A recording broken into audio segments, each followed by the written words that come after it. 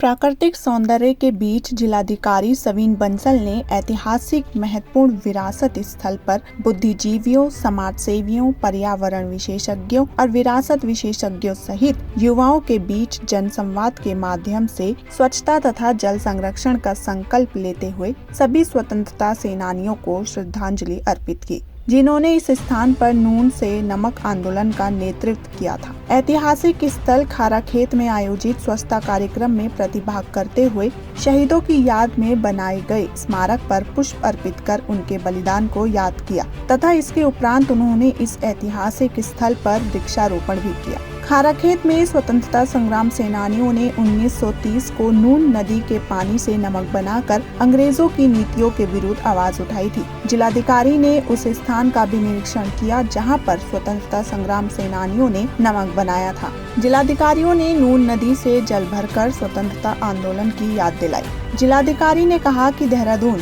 जो अपने प्राकृतिक सौंदर्य के साथ साथ ऐतिहासिक विरासतों के लिए भी जाना जाता है, इसी क्रम में आज हम एक महत्वपूर्ण विरासत स्थल पर एकत्रित हुए हैं। खाराखेत में वर्ष 1930 में देहरादून के स्वतंत्रता सेनानियों ने स्थानीय नदी में नमक बनाकर अंग्रेजों के नमक कानून का विरोध किया और उस नमक को देहरादून के टाउन हॉल में विक्रय किया। जिलाधिकारी ने कहा कि सामाजिक संगठन, युवाओं, स्कूल के बच्चों एवं स्थानीय जनप्रतिनिधियों के साथ इस ऐतिहासिक स्थल पर उपस्थित रहने का एक ही उद्देश्य है कि यहां अपनी ऐतिहासिक धरोहर, सांस्कृतिक विरासत के साथ ही प्राकृतिक संसाधनों एवं जल संरक्षण एवं सर्वधन हेतु जनमानस तक एक संदेश जा सके।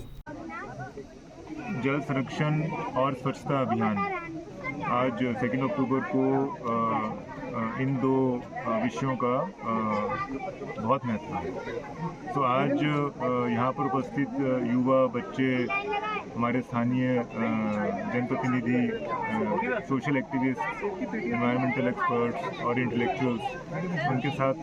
संवाद कायम करके हम इन दो विषयों को एम्फसाइज करना चाह रहे थे, जिससे विस्तार पूर्वक इसका संदेश जा सके यहाँ के स्थानीय लोगों में भी और लार्जर पब्लिक सोसाइटी में भी, कि जो हमारा जल संरक्षण है, स्वच्छता है, ऐतिहासिक विरासतों का संवर्धन है, संरक्षण है, वो इकोनॉमिक डेवलपमेंट के साथ साथ वो भी बहुत ज़रूरी है हमारी सोसाइटल हार्मनी को मेंटेन करने के लिए, हमारे सोशल कल्चरल वैल्यूज़ को हमारे आने वाली पीढ़ियों में संचार करने के लिए। जो उस समय के मूल्य थे, महत्व थे, उस समय की आइडियोलॉजी थी, वो जीवित रहनी चाहिए आने वाली जनरेशन्स में। तो जो इस तरह के अगर हमारे कोई गुमनाम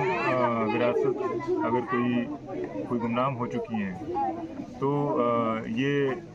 स्थानीय लोगों का भी और प्रशासन का भी दायित्व बनता है।